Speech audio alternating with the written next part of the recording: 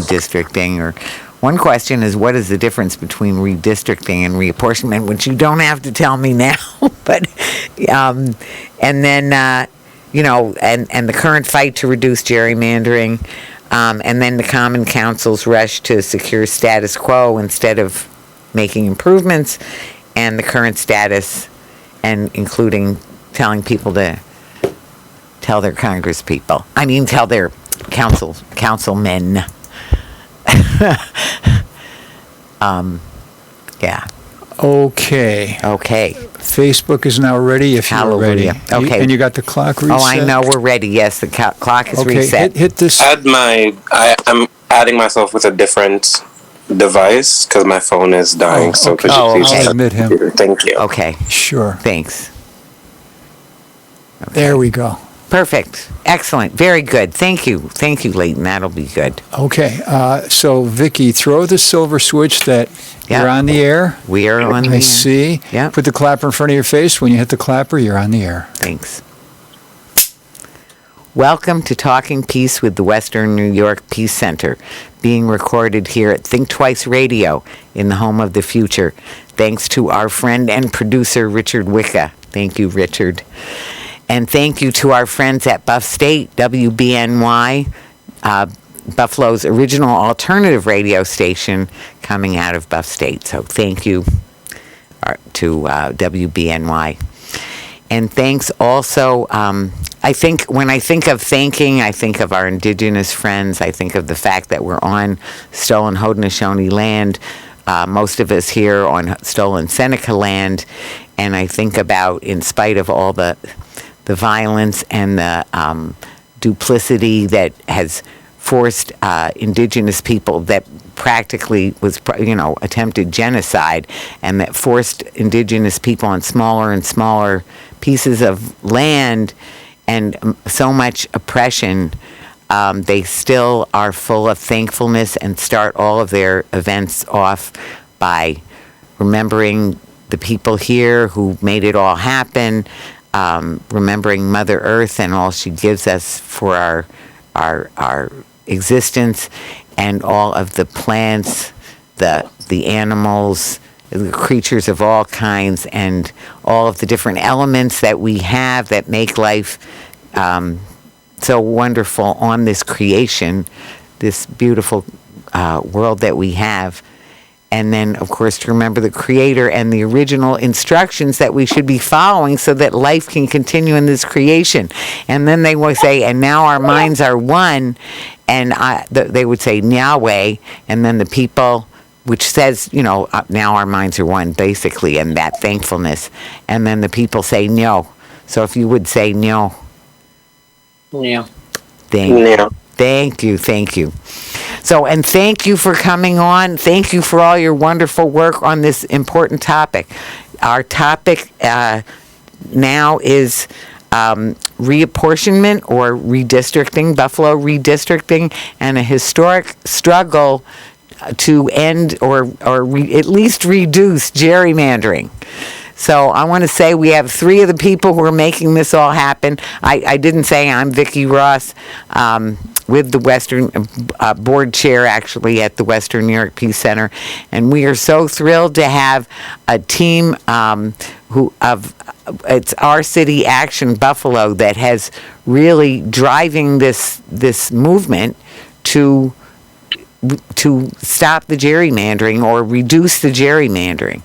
So I just want to I'll go, and as the Haudenosaunee do, counterclockwise. So we'll start with Denise Barr, who is here. Welcome, Denise. Hi, thank you for the invitation. I appreciate it. You have to excuse me that I'm looking around. I've got a puppy underneath my feet who's biting my leg because he wants to go outside. Oh, poor Dexter. It's going to be good. Well, it's Dexter, fine. Yeah, he'll be okay. He'll be okay. Yeah. So anyway, thank you for coming and bringing Dexter. Thank you for all you do for the Fruit Belt, and all the leadership you show in the Fruit Belt and for the whole city, really. And speaking of leadership, we have Harper Bishop. Thank you so much, Harper, for all your wonderful work. You've really been at the helm of all of this and making so much happen. Yes. And you have, I just want to mention that you have Saint there with you. So welcome, Saint, too. Yeah, no. Thank you so much for having us. Of course, it takes all of us in the struggle, and so many people playing such vital roles, and stand on the shoulders of, of giants and of ancestors who've come before me. So grateful to be with all of you tonight. Well, thank you so much. And I know, cutting in right into your family time, so we're so happy that you have Saint right there with you while we're going to talk about this exciting topic. And last but not least, Leighton. I'm having brain freeze. Wait, Jones. Leighton Jones. I don't trust my own brain, I can tell you. That's happening more and more. Anyway, Leighton Jones. Leighton has been at the forefront, and I can say for really getting us all riled up just when we need to be, because we need real energy to work against the status quo. And Leighton, you exemplify that so beautifully. Welcome. Thank you so much for having us. This is an important topic. It's one that everyone in the city of Buffalo should know about and should be a part of. So we're grateful that you're here to amplify our message and work with us. And thanks to all of you and some other wonderful people working on this. This has been really getting some traction, and even though as Jeff Kelly put it in his article in The Nation, it's such a wonky subject that nobody really wants to talk about it. People just ignore it. And that's the way it's been in Buffalo. I know nobody paid any attention 10 years ago, or at least I didn't. I know I wasn't hearing about it. But this year, people are getting involved and interested. So before we get into the depths of it, I want to start with values. We like to start off with what are the values we want to uphold in this topic. So if we could just go around and, like, when you think of this, what do you think? What are the values you want us to think of? So Denise. Oh, that feels like a trick question, because the values that I want upheld are not the values that are being upheld in Common Council. Okay. So what are the values you want to uphold? I want them to respect the voice of the residents, the people that they're supposed to be serving. I want the transparency that we're supposed to be getting. I don't want for them to continue to act like, they're not hearing us. When we come out, as many people as we've had coming out, in that kind of force, and they still sit back and they still refuse to even engage us in the process. And then, they wonder, why people don't come out for other things. Well, if you don't want to hear me when I'm talking to you about the most important thing that's the hot topic right now, why should I want to come out and talk to you about anything else? I'm venting. I'm sorry, because I really am angry about this. Of course. So thank you. And those are so critical. So what was the first one? Listening and yes, and being responsive to the public and transparency. So thank you for those. Those are so key, really, for any function in government. And Harper? Yeah, for me, it is racial justice is absolutely where it comes from me. We unfortunately are going to be marking the 2-month anniversary of the shooting at Tops tomorrow. And when we came out and we saw that the commission on 5/18, 4 days after the white supremacist mass shooting, had still continued on with their work and had not included people, and we were still battling the budget at that point. So we already had that fight on our hands, and we were all grieving, hurting, and trying to wrap our heads around what was occurring, on Jefferson, in a community that I spent a while with this bar in the Fruit Belt, and then working at Open Buffalo right across the street. So a place that I run regularly. And when they released those maps, and they were the same gerrymandered maps, of which we know what happens, unfortunately, when we don't take seriously systemic racism, that to us was an anger boiling point of we must do more. And at that time, we were promised by our elected officials that we would. and that we were finally going to be Buffalo honest and not Buffalo strong or any other of these, made up sort of things. We were going to address the issue. And then we brought it to them and we said, we the people do not want the status quo.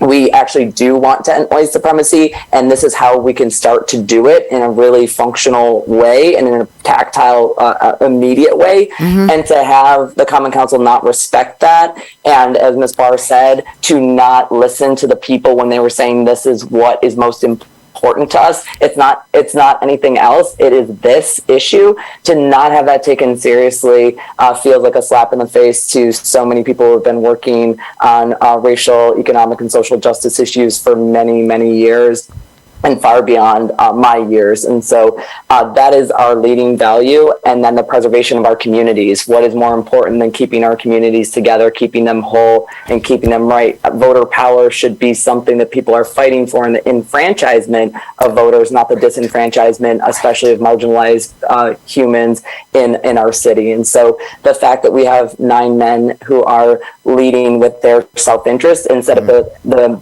values and the interests of 280,000 plus individuals. Our maps are still the only maps that include incarcerated individuals. So when they come back home, they will have equal representation. And we know that's disproportionately happening on the east side. So we feel like our values are straight, and some people have to take a good hard look in the mirror and talk about what their values are, and they don't have their values straight. And that's what this is all about. It is a fight of values, and we know we're on the right side of history.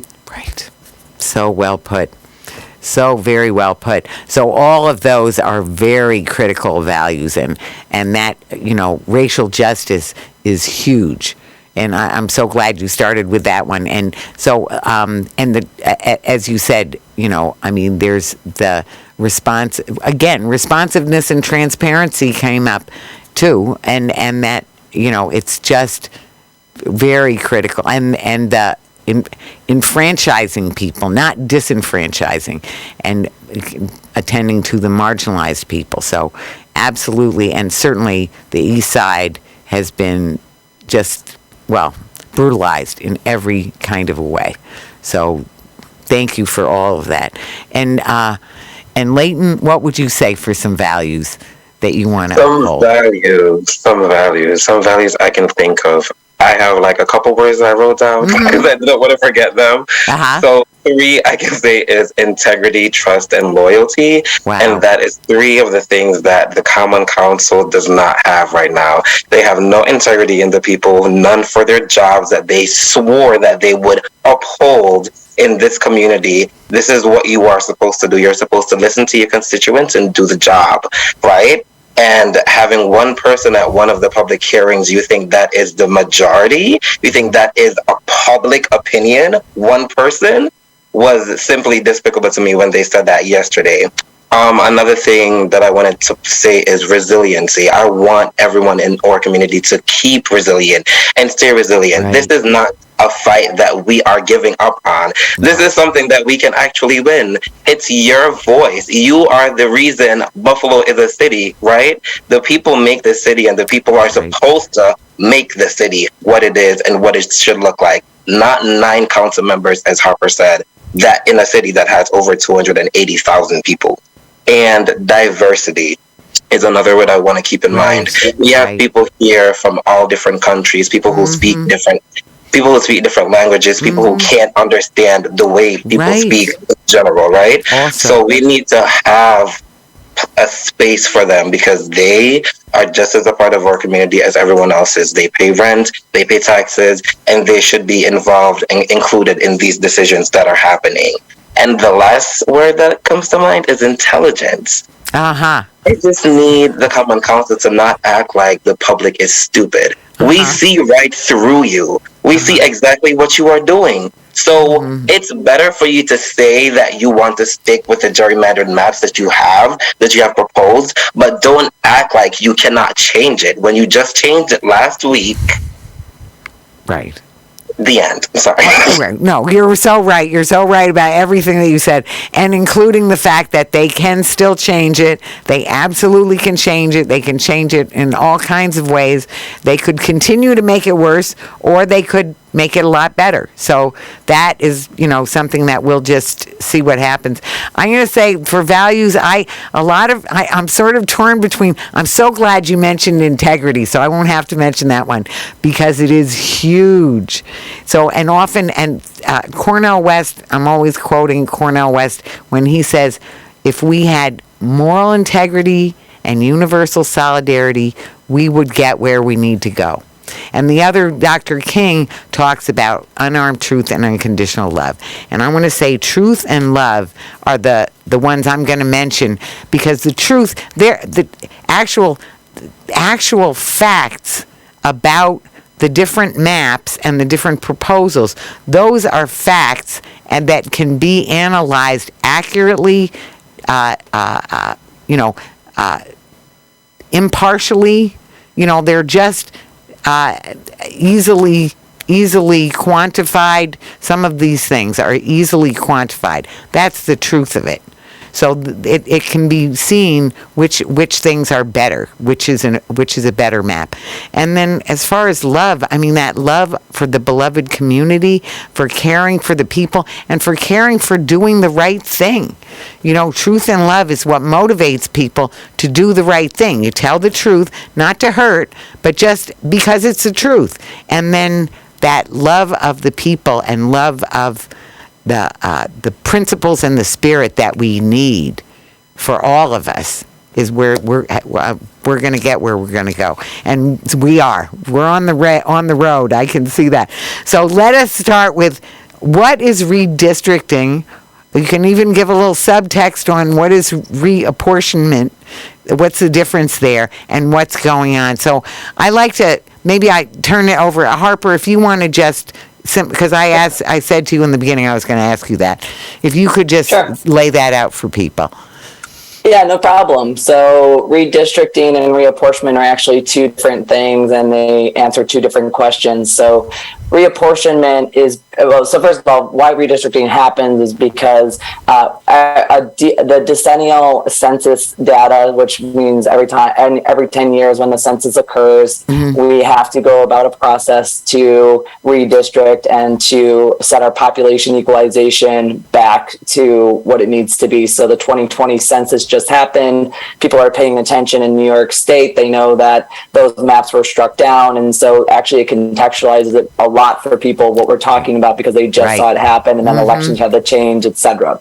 So there's legalities in which population equalization and making one person one vote is really important so that everyone is actually counted and everyone is equal is really important. There's also compactness and contiguity, and then preservation of communities of interest. And of course, we've made one of our values racial equity as well. So we think these are the most important things. Legally, the first four are what make redistricting important. When those lines are drawn, of course, it's one person, one vote. That is the importance of it. And then reapportionment is your representation. So because Buffalo has gained population for the first time in 70 years, we now need to redraw our lines to include and could include more council members. Buffalo has a legacy of having at-large members. Those are members that represent the whole of the city of Buffalo. Also, the council president used to be a citywide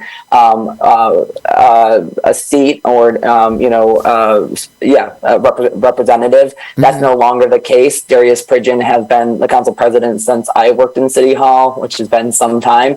He was elected while I was there, and basically he gets voted on by the rest of the body, 8 other council members that elect him. Right. So technically, and again, why we're saying, and we made the recommendation that we should at least have one at-large member, as well as the council president going back to a citywide seat, because he's supposed to take care of all of the residents of Buffalo, and yet mostly he just responds to Ellicott District, and which Ms. Barr is a part of. So when I try to talk to Darius Pridgeon, I have never had him return a formal call to me in my entire presidency. He really doesn't respond, honestly, to people outside of the Ellicott District, which is problematic when you're the council president who's supposed to represent everybody.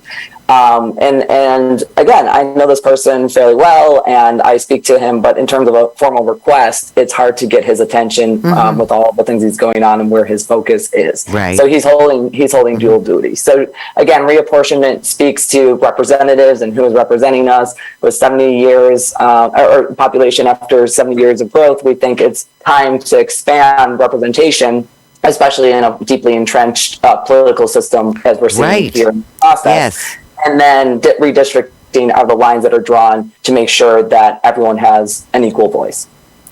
Well, that is very well explained, and I want to say, when you mentioned about entrenched power, I want to say I never ask people about this, like what is our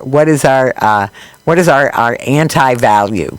Like the one thing, what do we find is the boogeyman or something? And I'm going to say entrenched power is definitely up there. I mean, and hugely for Buffalo. And I don't think that needs any further explanation. And it's really a statement about racial equity, for one thing. So that the racial inequity is entrenched. All of these things are so entrenched. That's why change is so needed, because the problems, are deep and persistent and long-standing problems. So anyway, so if we would talk about what the situation is now and something about the maps, I want to bring out the one thing that I got quoted on saying that the map is a racist map. And I want to say, I think I misspoke. So I apologize for that. It is a white supremacist map, because the map that they have proposed, and then the second one that they did, is even worse. What it does is, agreed, it takes a minority white city and then gives the majority of districts a white majority. So that, first of all, that's like a magic trick. How do you do that? And how you do it is gerrymandering, and that is why we're being reported on in national news as having a historic fight against gerrymandering. So, Denise, if we can just do a go round on that, and any other points you want to illuminate about something about the process or where we are now and how we've gotten here. I think that we have to really look at the fact that this has been so entrenched in our city. Mm-hmm. This white supremacy, that has created all of these areas where they're suppressing. It's not just poor people of color, because everything that affects poor people of color is going to affect poor white people. Right. But, it's okay because they're collateral damage, right? Right. We're not going to worry about them because it's their fault that they're poor. Right. But, the thing is, we have to really be vocal about these systemic things that are in place and how they are doubling down, because that is what they are doing right now. They are doubling down to ensure that those things stay in place for as long as possible, and that they become even more deep-rooted than they are. And we cannot continue to stand by and let this happen. Right. We have to continue to call out our government, to call out our elected officials, and continue to highlight that fact.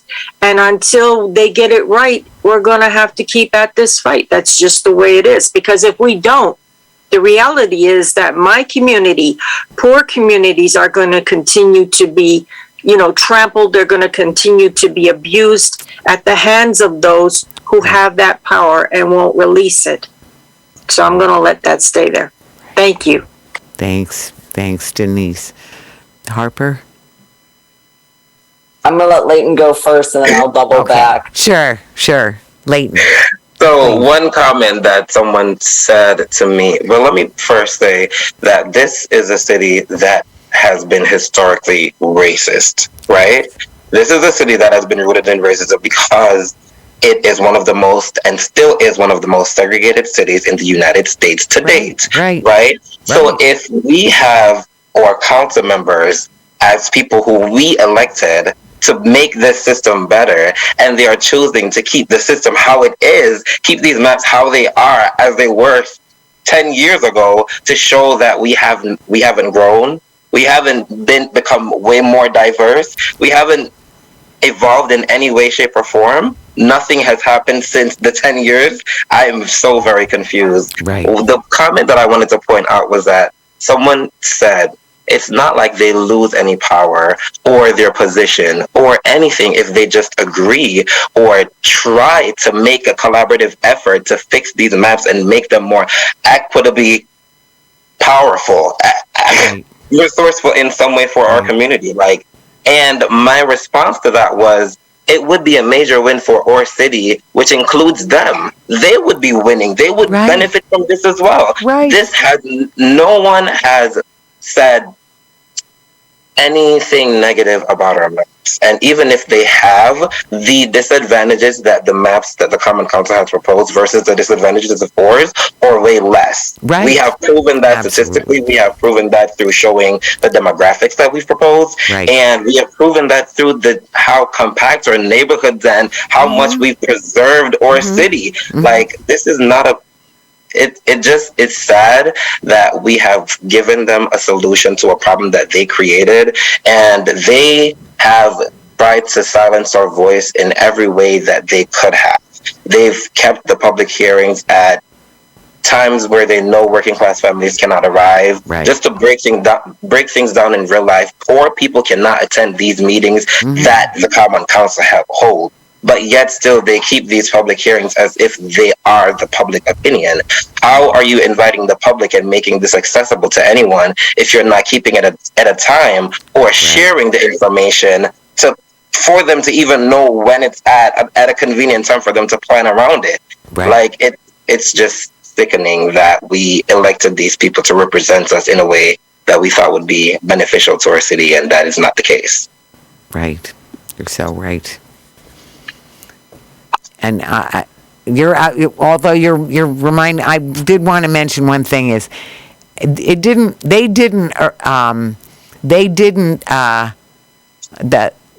racist or white supremacist maps did not originate with them.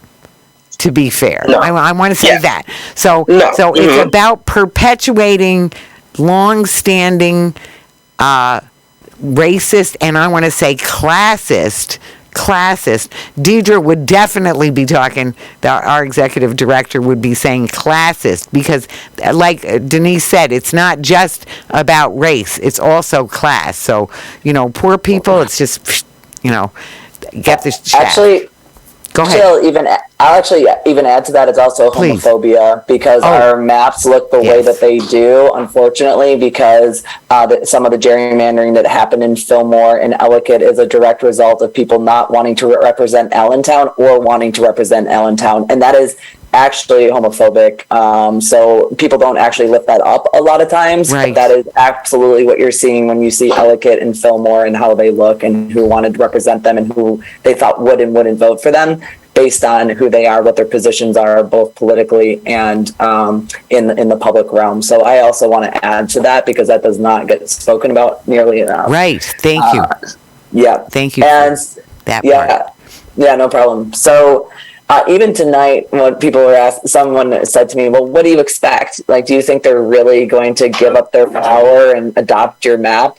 And I said, I believe in democracy. Mm-hmm. And I believe that if I were in elected office and I had to run for office and people changed the maps, I would have to earn the right to run. Then I would run. And if the people did not elect me, then I'm not elected, right? To rig essentially an election, because when you make maps that are custom made for you and you gerrymander so that is in your favor, you're essentially rigging an election, in my viewpoint. Right. And that means that people that are insurgent candidates, and a new day is dawning in Buffalo, and there are people just like us in droves. We saw 100 of them, over 100 of them, shut down council chambers yesterday. They're over old school Buffalo. They're over the racism, classism, and queerphobia. They're moving on, and this council is going to have to learn, and the city is going to have to learn that people are over them. Why they use the excuse, it took them weeks to come up with an excuse as to why our maps wouldn't work. And their only talking point was essentially that we gerrymandered the maps to make a district for India Walton, which is horribly ridiculous of a talking point when she's under contract right now to buy a home in Maston. Right. And like if the Buffalo had even asked me that question and called me back, I would have said, my friend right now is across town buying a house in Maston district and is told Ulysses Wingo, I am running against you, to his face, right? So the only thing that they can fathom is there's one troublemaker in the entire city, and this is why it all happens. Instead of, no, this person is emblematic of a new politic and a new dawn and a new day in Buffalo, and that's where we're following, because we are no longer interested in accountability campaigns. We want co-governance, and we know that we can go govern with people who want to be in relationship with us. I can call India any hour of the day, and she will take my phone call about any topic, any subject, and listens to me. And if she and adds to my analysis on something, doesn't tell me, come back another time, or, absolutely not, or I'm not taking your call and I'm blocking you and bye, right?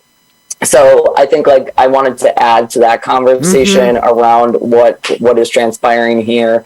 And that the talking point, to just boil it down to gerrymandering of a district to try to, distract people from the reality of what's happening and the expectations that we have for our council members is something that really needs to be spoken about.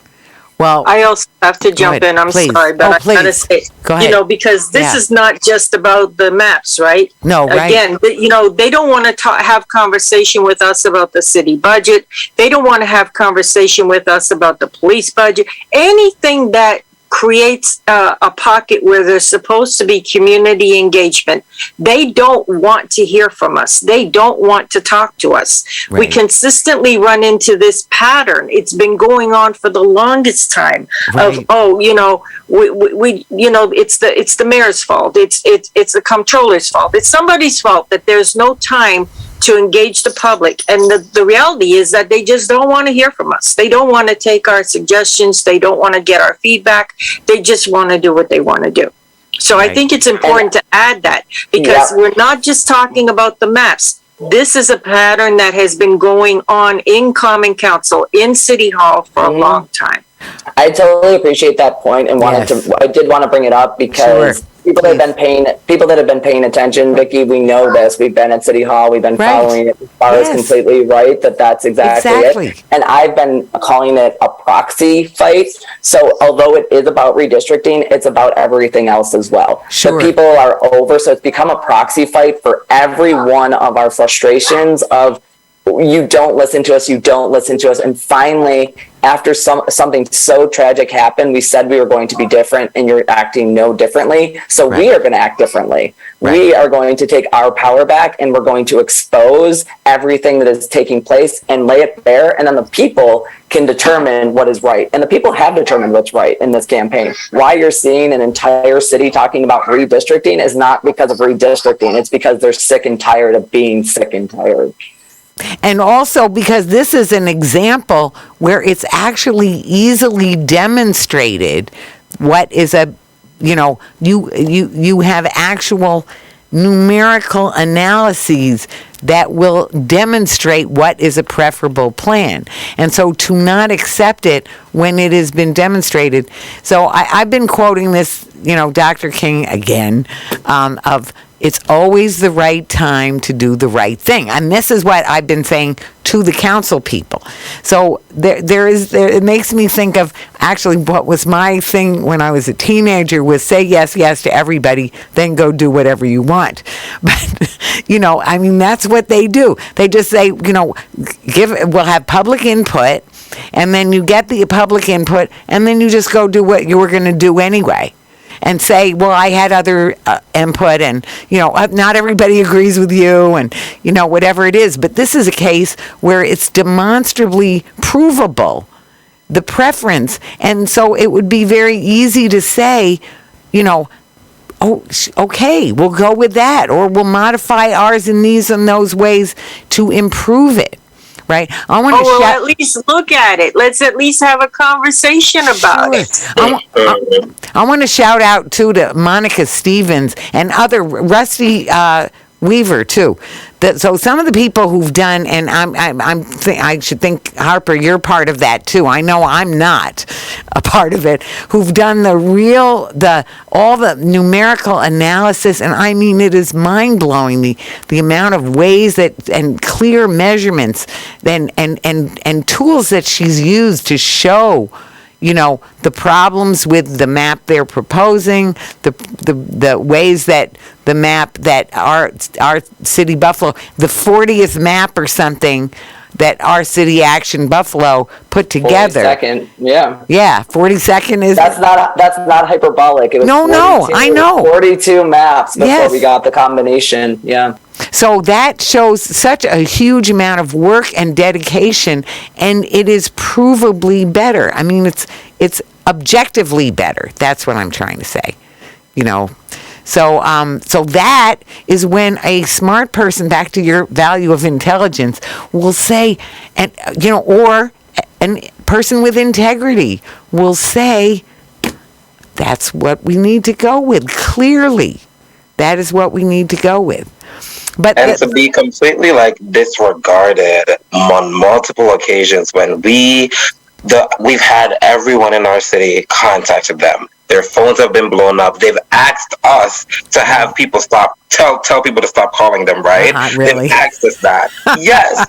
So the fact that you guys were able to ask us that and still not be able to accept or request of a meeting with each and every, the 9 council members, I didn't think it would be that hard to serve your community as your job is designed to. I didn't think it was that hard to have a meeting and discuss exactly what you're talking about. Tell us to our face. Let us understand what you're saying and why you decided that this was a great opportunity for you to gerrymander our city once again and leave it exactly like how it was 10 years ago. Let me get a reason and explain to us as your constituents. Yeah, I will note, and I think that's right, Leighton, that we had 3 council members who at least would speak to us directly. They took constituent meetings this week. It was Majority Leader Councilman David Rivera, it was Council Member Joel Ferraletto, and Council Member Joe Golombek. Those 3 did have meetings with their constituents and said yes. So 3 out of the 9 clearly knew that they accepted the challenge to speak. So I did want to make sure that on the record that happened. Thank you. What I also want to say, though, on the record is that there were 2 items that we filed with the clerk's office, our original plan and then our revised plan. Those were filed with the clerk's office and we made it public so that people could see in transparency what we were doing and that we did it. We had a number of city residents file an amended plan. I think there were about 10 people at the clerk's office when that happened. Each of their names went on to it. So when the item was filed, it says H. Bishop et al. So there was 10 people who also signed on to that. Yesterday, we left, obviously, Chambers angered after they tabled it and talked a bunch of legalese and made it as difficult for people to understand as possible on purpose. We left, but I looked at the Journal today, and both of those items are called received and filed, which means essentially they saw it and they're doing away with it. Whereas if they cared, and we keep on seeing in the Buffalo News and everywhere else that the reason our benevolent dictators of common council members have prolonged it is not because of illegality, but because they're giving us a chance to speak. Well, that's funny because they received and filed an item in which we were trying to speak on the very item that they're saying that we can no longer speak on. So what would have happened if they believed, again, in democracy, is that they would have taken those 2 items and they would have taken them to the ledge meeting, and we, as people who filed those items, would have been able to speak on it and open a public hearing again on the item. They clearly do not want to hear from us. It is super obvious. And instead of opening that public hearing, they're instead taking that opportunity in that committee meeting to vote on the item. So I want the Buffalo News, who the editorial board even,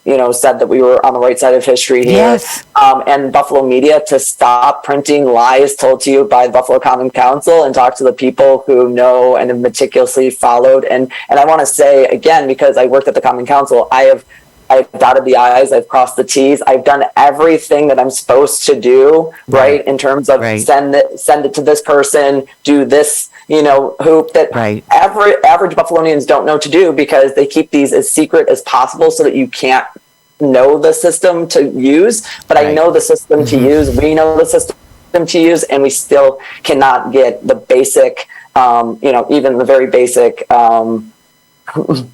pretend, that they're listening to us. So I want to say that, like, it's not just people screaming, it's people, we have an inside-outside strategy that's been moving along, and the inside strategy has been completely rejected by the Common Council. Right.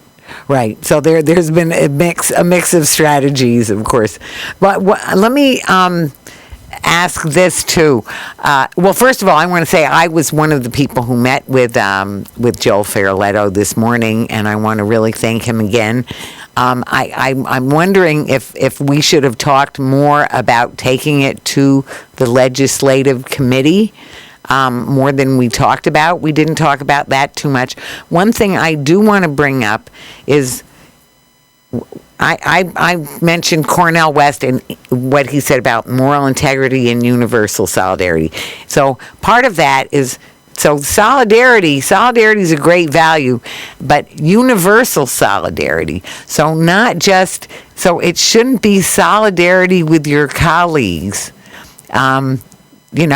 the solidarity with the colleagues. I mean, there's a place for it. I'm not saying that's an evil thing or something like that. That you're thoughtful of them and or liking to do your job or something. But but back to, it's always the right time to do the right thing. So I just wanted to bring that out about, that's where part of the problem comes, and also change because of the status quo. If people who are happy with the way things are, then fear of the unknown means that we don't want to change the status quo, except that there's so much injustice in the status quo, we have to change the status quo. So, thoughts? I'm just glad that we have Saint over there. So when Saint will get his turn when he's a lot older, we'll put him in charge. But anyway, in the meanwhile, some thoughts about what sort of about where we are and also what people should be doing. I think we can come around the bend on that part too. Yeah, so meanwhile, back at the ranch, let me say this. Yeah. The residents in my neighborhood, who are mostly seniors, most of these people, they're elderly, and a few of them had come out to be there for the Common Council session. Many of them had called. Many of them, I had been on the phone with them, telling them, make sure you get your comments on the record. Make sure you tell them you want your comments on the record. But the thing is, we're trying to keep hope in our inner city community, to keep our youth, to keep our younger people inspired that things can change, that there is hope for them to be able to see that there will be change in the face of all of this, right? Even in seeing it, in something as simple as Common Council, where the people come and they speak their demands and they come and they ask for representation because they want to be heard. And the Common Council says, nah, we don't need to talk to you because we know better than you are. Trying to keep that hope alive with our youth, with our young people, is really, really tough. I can tell you, as I've said with many people, trying to say to my kids, you need to vote. We need you to vote, because if you vote, there'll be a change. And then they look on and they're like, I don't think there's any change. But I think that we really have to, just like they're doubling down, we have to double down, and we have to be very clear and concise in saying that is the reason why we need for you to vote. That is the reason why we have to keep pushing harder, because if we don't change that, we're never going to change anything. So I'm taking up airtime, but I'm sorry. No, you're so right. You're so right. Layton can give you action steps because he's been all over this. Layton. Yeah, what should people do if they? Well, first I want to say your landing page, your website. Yes, our website is www.orcityactionbuffalo.com/redistricting. or Yep, forward slash /, redistricting. yep, Yes. /, So, yep. Well, now that- I think the way they have it, that's your first landing page. So if they Yeah. just put in Yep. ourcitybuffalo.com, it will go Yep. right to that page. yes. Great. Yeah. And then I also would love for everyone to follow our Instagram. It is Or City Action Buffalo, or Twitter is Or City Action B2, or Facebook is Or City Action Buffalo. We would love if you would donate to keep this vibe going. We need your support, and we very much appreciate you wearing our merch anytime you see us. We want you to wear our merch, so please, if you want to contact us, I am always available. Hit us up on any of our social media sites. We are planning on having a meet and greet type of collaborative meeting for the community, where people can just come talk to us, ask us any questions that they need, and ask us of ways they could get involved and they could get more involved with OCAB itself. And we will be posting a lot more content on what Or City Action Buffalo is, what we will be doing in the future, and more ways of how everyone can get involved. So please, if you want to be involved, contact us. Yes. Yep, and I'm just gonna say that this all is going to come kind of to a crescendo. Did not happen yesterday at 2 p.m. It absolutely will happen. I unless something completely drastic happens, we expect 2 p.m. is the legislation committee meeting. This coming Tuesday, so 6 days from now, will be when they will be voting on this. We expect them to, and then we are moving to a legal strategy. So we've been really, this isn't a hidden secret. We've been in the media saying this, that if the council members continue to pursue this gerrymandered map, which we find is illegal and reprehensible, just like immoral completely, and has gotten, just further away from the direction we need to go, which really is in our favor, honestly. So we, the members continue to put forward this map and vote it forward on Tuesday, but we want to be accountable watchdogs. We want to be in chambers as they do it so that they know how we feel about it, which is that we're moving directly to action in the courts, and then we're moving to mobilize our people and educate them on the issues, and we'll see them in 2023. And people have taken to saying every damn seat. I don't know that we're going to get every damn seat, but we're going to try as hard as we can to get as many seats as possible out of the hands of these irresponsible, unresponsive council members and into the hands of the people. And this is when I need to say, of course, the Western New York Peace Center is a 501c3, so we do not worry about people are voting for or anything like that. Yeah. But just to be, so people are aware, our City Action Buffalo is a C4 entity that can endorse candidates and will endorse. You can and you will and you should, and we are glad that so many groups are doing that, and that some people are attending to partisan politics. But the beauty of this issue, to me and to the Western New York Peace Center, is that this is a totally nonpartisan issue. Exactly. It is a democracy issue. That's right. It is an enfranchisement issue. Now, other issues that are related to it, and we can always talk about those issues. And we can also have candidate forums. That's another thing we can do, and we will do, and we are happy to do, at different times. But the main thing...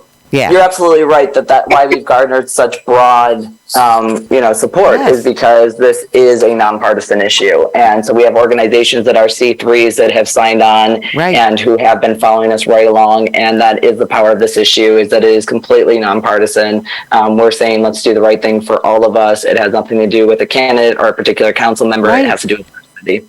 And this is the beauty of the impartiality of it. That's what I'm saying. The numbers driven, the data driven nature of it. This is why Monica Stevens and Rusty Weaver, who have, just laid it out so beautifully. So for anybody who's wondering and they're still not sure, they think, well, it's he said, she said, or they said, or something like that. Go to the website, see it yourself. Look at, I hope Monica put it on with their map too, where you can see exactly how it isn't, first of all, on the map, you can see it yourself. the shapes, if they're all wonky kinds of weird shapes, the ideal shape, the most compact shape is a circle, right? And so you can't have a bunch of circles. So we know we can't have a perfect 1.0 doesn't exist for a voting district. But like being, a 4 or a 5 instead of a 1 or a 2, so those are measurable things. That's not a matter of opinion. That's a factual, actual thing.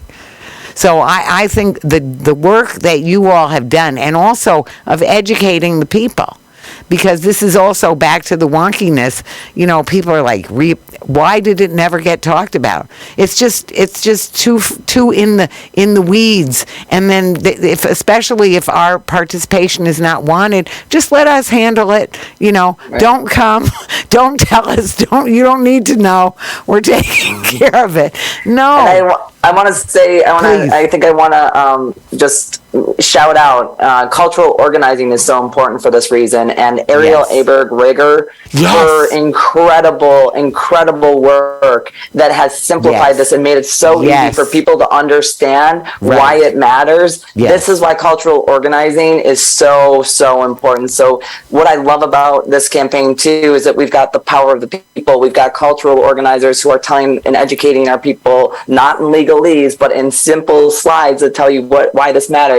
We've got a legal strategy and lawyers of brilliance. We've got the numbers Adam people, Bojack. analytics, urban planners, people who are looking at this from every expertise. And that's the whole thing. In the movement, there is room for all of us. Right. And we're seeing it play out right here, right now. And in our city, we believe that everyone has all these talents. And how creative, imaginative could we be if we weren't just spending every waking moment having to fight people, but like literally had people working with us and using their talents in the best and boldest and brightest ways. It would just be so brilliant, because I've seen this brilliance play out in this campaign, and you have to think there is a better way. We know there's a better way, and we're doing it. There is, and we're going to get there. So that you're so inspiring when you're laying it out just like that, and you're right. Yes, Ariel too, and so many great people, and all of you doing such a fantastic job, each one of you.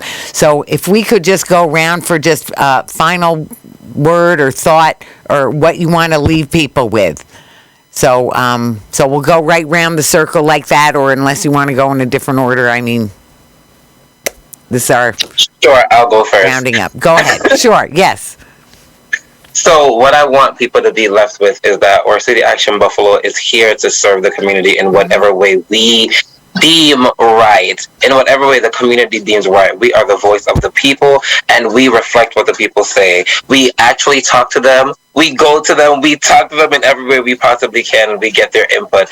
And I believe that this process is a process that everyone should be aware of. This is a process that happens every 10 years. It will affect you. In the next 10 years, we'll be 10 years older. So why wouldn't we care about how our city looks? Why wouldn't we care about how racial systems look in Buffalo? Why wouldn't we want every voice to be heard in a process that should contain every voice? Right. These are the things that we're asking for, and these are the things that we deserve to have. This is not an ask. This is something that we earn as people who pay tax in this city and pay these councilmen to be in the offices that they are in. So I'm going to need them to do their jobs and do it correctly, especially when we're giving you all the tools to do it. Sure. Thanks so much, Leighton. Thank you.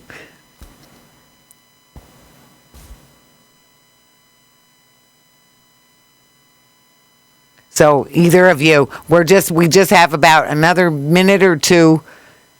I'm just going to say for us, it's never over until it's over. Right. We haven't been counted out yet. We're not going to be counted out now. We're going to continue to do what we need to do to be here and to continue to be strong. Right. Yep. We're going to keep right on. Keep on keeping on. Amen. And we're going to get there. Thank you so much, Denise. And Harper? Yeah, I mean, there's so much that's already been said. I think like the takeaway here is, that the community, as I said earlier, is moving in a different direction, and it's been very clear that it's been bubbling under the surface. And I'm proud to be part of a community of people who is moving towards a day where like the words we say are actually the actions we take. And I think that this has reignited hope in people in a time that is really dark for a lot of us and has been for our community. And people sort of needed some hope to see that people haven't given up the struggle, that they're fighting on. And as Ms. Barr always says to me, we live to fight another day. So that's what I'm leaving you with. Well, that is so beautiful. And you're so right. That perseverance, that patience and perseverance and that determination it comes, from that beloved community. And as people learn and grow together in communication and cooperation, in the diversity, and our different skills and talents that we can share. I want to say each one of you have done so much in this campaign, and as you describe it, I want to say, Harper, you're so right about the so many different elements that just make this such a beautiful campaign. And right now, when the community has really been so brutalized, with the massacre and suffering and feeling the hopelessness and just the trauma upon years of trauma and abuse and neglect. So to have this come out as something where people are seeing, the possibility, the what do I want to say, the light at the end of the tunnel, that we're seeing. So I just want to say, I can't thank you enough, especially for coming on the show at this late hour when people are tired, people have families and dogs and friends and things to do and things to, and places to go or time to go chill out. And after a hard day's work, which it has been a lot of work, but I want to say, I can't thank you all enough. It's so great to have you there. I hope you can still hear me, Harper, and Saint, and Denise and Leighton. Just thank you all. Thank you all. Thank you for having us, and thank you for amplifying our message. We greatly appreciate it. Well, thank you for the invitation. We're all in this together, and I want to say this is Talking Peace, and together we've been talking peace in truth and love. Thank you so much. That's it. It's a wrap. Have a good